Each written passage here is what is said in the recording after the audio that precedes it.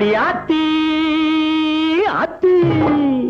அடியாத்தி யாருக்கு நீ பேத்தி உன் ஆணவத்தை மாத்தி இந்த ஏழைகளை ஏறெடுத்து பாரம்மா ராஜாத்தி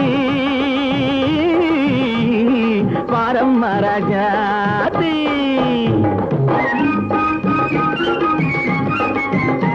அடியாத்தி யாருக்கு நீ பேத்தி உன் ஆணவத்தை மாத்தி இந்த ஏழைகளை ஏறெடுத்து பாரம்மா ராஜாத்தி பாரம்மா ராஜாத்தி